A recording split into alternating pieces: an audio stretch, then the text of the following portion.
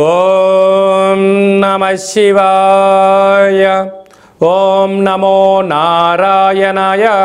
ఓం శ్రీ స్వర్ణాకర్షణ కాళభైరవాయ నమో నమః. నరదృష్టి నివారణ కాళభైరవాయ నమో నమః. ఓం కాళకాలాయ విద్మహే కాళాతీతాయ ధీమహి తన్నో శ్రీ స్వర్ణాకర్షణ కాళభైరవ ప్రచోదయాతు. హరి ఓం. మా ఛానల్కి స్వాగతం. చూస్తున్న వీక్షకులకు ప్రేక్షకులకు ప్రియ కాళభైరవ భగవద్బంధుకి స్వాగతం పలుకుతూ మమ్మల్ని ఎంతగానో ఆదరిస్తూ ఉండబడినటువంటి ప్రియ సోదరీ మండలకు అందరికీ కూడా వసంత పంచమి మాఘ పంచమి సాక్షాత్ మహాసరస్వతీదేవి అమ్మవారి యొక్క ఆశీస్సులు అందరిపైన ఉండాలని, అందరినీ విద్యావేత్తలుగా, జ్ఞానవంతులుగా, గుణవంతులుగా, సంపన్నవంతులుగా అమ్మవారి యొక్క ఆశీస్సులు ప్రసాదించాలని కోరుకుందాం. 1వ తారీఖు 2వ నెల 2024 నుండి 15/2/2024 వరకు పుట్టినటువంటి వారందరికీ కూడా ముందస్తుగా జన్మదిన శుభాకాంక్షలు. గతంలో వివాహం చేసుకున్న వారికి వివాహ వార్షికోత్సవ శుభాకాంక్షలు. ద్వాదశ రాశుల్లో గ్రహ గమనాన్ని ఒకసారి వీక్షింపచేద్దాం. మేషరాశిలో గురువు, కన్యరాశిలో కేతు సంచార స్థితి, ధనుసు రాశిలో కుజుడు బుధుడు శుక్ర సంచార స్థితి, మకర రాశిలో రవి సంచార స్థితి, కుంభరాశిలో శనిచర స్వామి స్వక్షేత్ర సంచార స్థితి, మీనరాశిలో రాహు సంచార స్థితితో ద్వాదశ రాశుల్లో గ్రహ గమనాలు ఈ విధంగా ఉన్నాయి. 6వ తారీఖున కుజుడు మకర రాశిలోకి ప్రవేశం, 12వ తారీఖున శుక్రుడు మకర రాశిలోకి ప్రవేశం, 14వ తారీఖున రవి భగవానుడు ఏడాది తర్వాత కుంభరాశిలోకి సంచార స్థితి, అక్కడే ఉండబడినటువంటి శనితో కలిపి రవి సంచార స్థితి ఉంటుంది. కనుక ద్వాదశ రాశిలో గ్రహ గమనాల్ని అనుసరిస్తూ ఈ యొక్క పక్షం రోజుల్లో ఎలా ఉండబోతుందో సవివరంగా సంపూర్ణంగా తెలుసుకుందాం. మకర రాశి వారు మాఘ పంచమి సందర్భంగా అమ్మవారి యొక్క ఆశీస్సులు ఎలా పొందాలో ఈ వీడియోలో సవివరంగా సంపూర్ణంగా తెలుసుకుందాం. మకర రాశిలో ఏ నక్షత్రాలు వస్తానగా ఉత్తరాషాఢ నక్షత్రంలోని 2, 3, 4 పాదాలు, శ్రవణ నక్షత్రంలోని 4 పాదాలు, ధనిష్ఠా నక్షత్రంలోని 1, 2 పాదములు కలిపితే మకర రాశి. చాలామందికి పుట్టినటువంటి కాల సమయంలో డేటా ఆఫ్ బర్త్లు లేనటువంటి కారణం వల్ల పేరు యొక్క మొదటి అక్షరాన్ని అనుసరిస్తూ ఆ రాశిని తెలుసుకునే ప్రయత్నం అవుతుంది. అవి ఏ అక్షరాలు ఒకసారి పరిశీలన చేద్దాం. బో, జా, జీ, జూ, జే, జో, ఘ, గ, గి అక్షరాల వారందరూ కూడా మకర రాశి జాతకులే. మకర రాశి యొక్క అధిపతి శనిచర స్వామివారు. వీరు మాఘపంచమి సందర్భంగా అమ్మవారికి తెల్లటి నువ్వులతో కూడుకున్నటువంటి సున్నుండలు లాంటివి కానీ, నువ్వులతో కూడుకున్న పదార్థాలు కానీ, పాల పాయసం లాంటివి కానీ, పెరుగు దద్దోజనం లాంటివి ఆహార పదార్థాలు, తెలుపు వస్త్రాలు, తెలుపు గాజులతో అమ్మవారికి అర్చన అభిషేకం చేసినట్లయితే విద్య, ఉద్యోగ, వ్యాపార, సంగీత, సాహిత్య, నృత్య అనేక కార్యక్రమాల్లో అన్నింటా విజయం మీ సొంతం కాబోతుంది. అంటే వీరికి ఒకవైపు ఏళ్లనాటి శని చివరార్థ సంచార స్థితిలో ఉంది కనుక ఈ బుధాదిత్య రాజయోగం రాశిలోనే ఉండడం వలన ప్రభుత్వ అధికారులతో సఖ్యత, మౌనం, ధ్యానం, ఏకాగ్రత, మీ జన్మ నక్షత్రం రోజున మంగళ శనివారాల ఎందున, అష్టమి తిథి ఎందున దూరావాయు జల ప్రయాణాలు పెట్టుకోకపోవడం ఉత్తమోత్తంగా భావించగలగాలి. ధనస్థానంలో శని సంచార స్థితి ఉండడం వలన ధనపరమైనటువంటి స్వల్పమైన చిక్కులు ఉండే అవకాశాలు ఉన్నాయి కనుక ధనాన్ని సమయాన్ని దయచేసి వృధా చేసుకోవద్దు. తృతీయ స్థానంలో రాహు సంచార స్థితి ఉండడం వలన తల్లిదండ్రులు, అత్తామామలతో స్వల్పమైన విభేదాలు రాబోతున్నాయి. డబ్బుల ఇచ్చిపుచ్చుకునే వ్యవహారంలో బంధువులతో, మిత్రులతో దయచేసి వాగ్వివాదానికి ఇది సరైన సమయం కాదు అని చెప్పి గమనించాలి. అర్ధాస్తమ గురువు కారణం వలన దూర, వాయు, జల ప్రయాణాలు పెట్టుకునే కాల సమయంలో 1కి 100 సార్లు ఆలోచించగలగాలి. సమయం, ధనం వృధా అవ్వడమే కాకుండా పనులు కాకుండా అనేక రకాల ఇబ్బందికి మీరే ఇబ్బంది అవుతారు.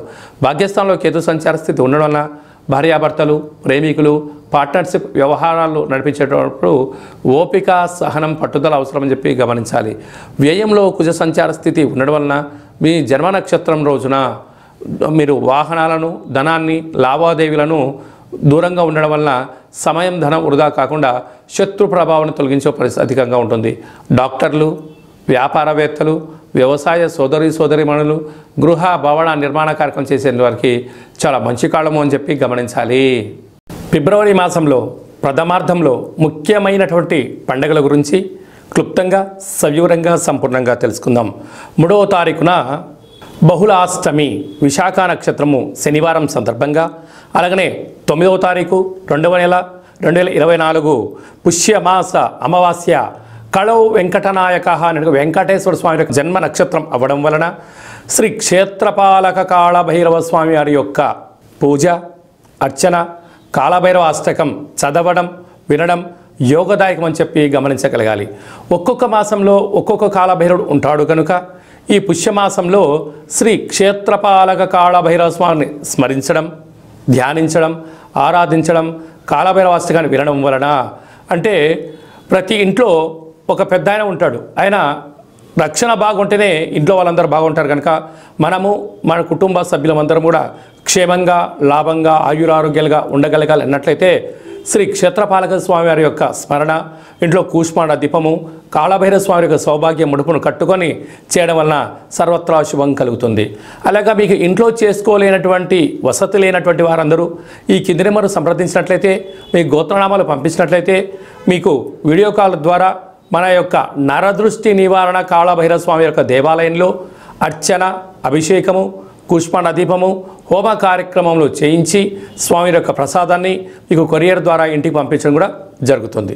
అలాగనే మనకు 10వ తారీఖు నుంచి, ఫిబ్రవరి 10వ తారీఖు నుంచి మాఘమాసం ప్రారంభము. శాస్త్రాల్లో మనకి ఏమని చెప్పారయ్యా అంటే ఆమాకావై ఆషాఢ, కార్తీక, మాఘ, వైశాఖ మాసములు అద్భుతమైనటువంటి ఆధ్యాత్మిక చింతనకు మంచి మాసాలు అని చెప్పుకోవడం జరుగుతుంది. కనుక మాఘమాసంలో పరమేశ్వరుడి యొక్క స్మరణ, స్వామివారి యొక్క దర్శనం, అభిషేకం వలన యోగం కలుగుతుందని చెప్పి గమనించగలగాలి. 14వ తారీఖున మాఘశుద్ధ పంచమి, మాఘ పంచమి, సాక్షాత్క మహాసరస్వతీదేవి అమ్మవారు భూమండలంలో ఉండబడినటువంటి అందరికీ వాక్కును ప్రసాదించేటువంటి స్వామివారు కనుక అందరికీ విద్యా వినయ సంపన్నం అంటారు. విద్య ద్వారా వినయం, వినయం ద్వారా ఉద్యోగం, ఉద్యోగం ద్వారా ధనం, ఆ ధనం దుర్వినియోగం కాకుండా సద్వినియోగం ఎలా పరచుకోవాలో మనకు సరస్వతి మాత ఆశీస్సులతో ఉండడం జరుగుతుంది. అందుకే మనము 3వ సంవత్సరం చిన్నపిల్లలకు పడగానే మొట్టమొదటి అక్షరాభ్యాసం ఎప్పుడు చేయించాలి అని చెప్పి అనేక మంది తల్లిదండ్రులు ఎదురు చూస్తూ ఉంటారు.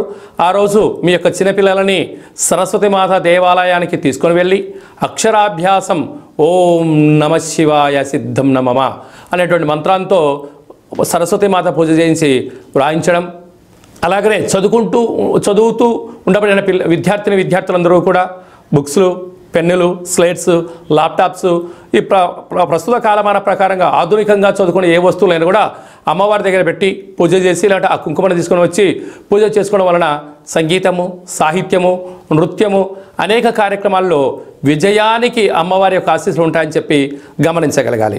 ఆ రోజు వీలైనంత వరకు కూడా మనకు తెలుపు రంగు వస్త్రాలు ధరింపచేయడము, చక్కెర పొంగలి లాంటివి, పాయసంతో కూడుకున్నటువంటి దద్దోజనం లాంటివి నైవేద్యం అమ్మవారికి పెట్టి 10 మంది భక్తులకు ప్రసాదం పంచడం వలన అమ్మవారి యొక్క కృప కటాక్ష వీక్షణలు మన అందరిపైన ప్రసరిస్తాయని చెప్పి గమనించాలి. కనుక అదే కాకుండా ఈ యొక్క ఫిబ్రవరి నెలలో ఈ ప్రథమార్థం అంతనూ కూడా అద్భుతమైన విజయం ఇంకనూ సాధించగలగాలి అన్నట్లయితే ఈ యొక్క పాత్ర కంచు పాత్ర అంటారు. స్వర్ణాకర్షణ కాళభైరవ స్వామి వారి యొక్క అక్షయ పాత్ర. అక్షయము అనగా నశించబడినటువంటిది. కాళభైరవుడు అనగా కాలాన్ని శాసింపజేసే శక్తి కేవలం కాళభైరవుడికి మాత్రమే ఉంటుంది. కాళభైరవ స్వామివారు కాశీక్షేత్రంలో ఉండడము, కాశీక్షేత్రానికి క్షేత్రపాలకుడుగా ఉండడం జరుగుతుంది. అలాగే ఉజ్జయిని క్షేత్రంలో కూడా అక్కడ ప్రాంతానికంతుడు ఆయనే తిరుగులేని చక్రవర్తి. అలాంటి ఆ కాళభైరవ స్వామి స్మరణ, ధ్యానము, అలాగే ఈ అక్షయ పాత్ర మన గృహంలో ఉంచుకొని ప్రతిరోజు ఉదయము, సాయంత్రము మీరు పూజా కార్యక్రమం ముగించుకున్న తర్వాత 2 అగరబత్తులను తిప్పి ఈ యొక్క కర్ర సహాయం ద్వారా వీటి ఇలా చిన్నగా శబ్దం చేసినట్లయితే ఓంకార శబ్దం రావడం జరుగుతుంది. అలాగా ఈ ఓంకార శబ్దాన్ని ఎలా సృష్టించాలన్నట్లయితే మనము గృహంలో ఇసురాయిని ఎలా తిప్పుతామో అలా చిన్నగా ఇక్కడ తిప్పగలిగినట్లయితే ఓంకార శబ్దం రావడం జరుగుతుంది. ఈ యొక్క శబ్ద తరంగాల ద్వారా మానవుని శరీరంలో ఉండబడినటువంటి మూలాధార, స్వధిష్టాన, మణిపూర్వక, విశుద్ధ, అనహత, ఆజ్ఞా చక్రాలు వికసింపచేసి గృహంలో ఉండబడినటువంటి నరదృష్టి, శత్రుదృష్టి, భూత, ప్రేత, పిచాచ, బ్రహ్మర, యక్షర, యమదూత, శాకిని, డాకిని, గ్రహ దోషాలు, తంత్ర ప్రయోగాలు, తాంత్రిక ప్రయోగాలు, నరదృష్టి దోషాలు తొలగిపోతాయని చెప్పి గమనించాలి. మరొక్కసారి శబ్దం చేసే ప్రయత్నం చేద్దాం.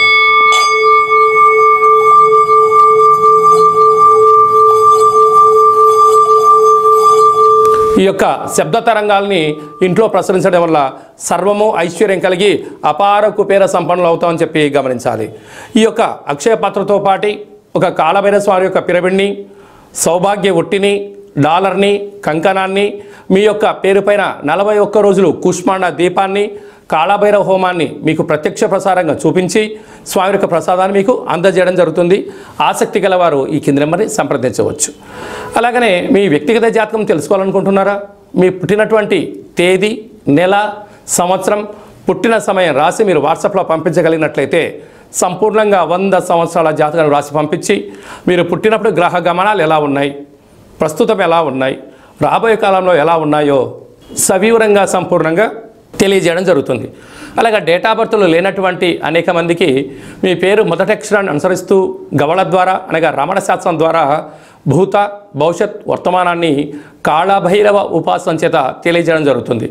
ఆ పేరు కూడా సక్రమంగా లేదు, ఒక్కొక్కరికి 2-3 పేర్లు ఉన్నాయి అనుకుంటున్న వారికి వారి యొక్క ముఖఛాయలను అనుసరిస్తూ వారి యొక్క చేతి యొక్క హస్తరేఖలను గమనిస్తూ గవలు వేసి తెలియజేయడం జరుగుతుంది.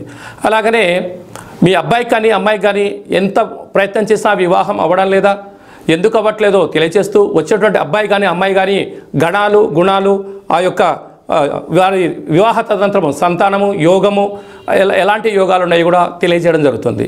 అలాగనే గతంలో వివాహమైన దంపతులు తరచుగా గొడవపడడం, పోలీస్ స్టేషన్లు గొడవలతో దారితీస్తున్నాయా, ఎందుకలా దారితీస్తుందో తెలుసుకొని పార్వతీ పరమేశ్వరులాగా ఉండేటువంటి ఆధ్యాత్మిక సలహాలు, సూచనలు మీకు ఇవ్వడం కూడా జరుగుతుంది.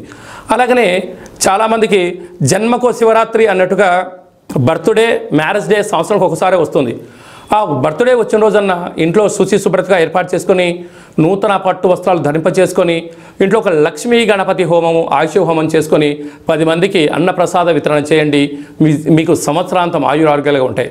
అలా కుదరలేనటువంటి పక్షంలో మన యొక్క దేవాలయంలో 12 జ్యోతిర్లింగేశ్వర స్వామివారికి, సహస్ర నర్మదా శివలింగేశ్వర స్వామివారికి, శ్రీ కాళీ సమేత నరదృష్టి నివారణ కాళభైరవ స్వామికి మీ పేరుపైన అర్చన, అభిషేక, హోమ కార్యక్రమాలు చేయించి మీకు ప్రసాదం కూడా అందజేయడం జరుగుతుంది. కనుక మనమందరము కూడా జన్మదిన వేడుకలు చేసుకుందాం. వివాహ వార్షికోత్సవ కార్యక్రమం జరుపుకొని మీ ఇద్దరి మధ్యలో ఉండబడినటువంటి ఆటంకాలను తొలగించుకునే మానవ ప్రయత్నం చేద్దాం. అలాగనే మనం ఇంట్లో కాళభైరవ పూజ చేసుకోవాలి, ప్రతిరోజు మన పైన అర్చన ఎలా చేయించుకోవాలి, ప్రతిరోజు మన అభిషేకం ఎలా చేయించుకోవాలి అనే విషయాలన్నీ కూడా ఈ కింద మనం సంప్రదించినట్లయితే మీకు అందరికీ కూడా ఆ కాళభైరవ స్వామికి ఆశీస్సులను ప్రసాదింపజేయడం జరుగుతుంది. అలాగనే ఈ మాఘమాసంలో పంచమి తిథి అమ్మవారి ఆశీస్సులు ఉండాలని కోరుకుంటూ ఆశీర్వదించాం. ఓం ప్రణో దేవి సరస్వతి వాజేభిర్వాజినీవతి ధీనామ విత్రీవతు మహాకాళి మహాలక్ష్మి మహాసరస్వతి దేవతాభ్య నమో నమః. అందరిపైన ఆ సరస్వతి మాత ఆశీస్సులు ఉండాలని కోరుకుంటూ ఆశీర్వచనం. ఈ వీడియో మీకు నచ్చినట్టయితే లైక్ చేయండి, షేర్ చేయండి, మా ఛానల్ని సబ్స్క్రైబ్ చేసుకోండి. మేము చేస్తున్న ఆధ్యాత్మిక వీడియోలు అందరికన్నా ముందుగా మీరు చూడాలి అన్నట్లయితే గంట సింబల్ని ప్రెస్ చేయండి, అలానే బటన్ కూడా తెలియచేయండి. మీరు ఎవరి క్షేమాన్ని అయితే కోరుకుంటున్నారో లేక మీ క్షేమాన్ని ఎవరైతే కోరుకుంటున్నారో ఈ ఆధ్యాత్మిక సమాచారాన్ని చేరవేసి భగవంతుడి యొక్క ఆశీస్సులు పొందగలరు.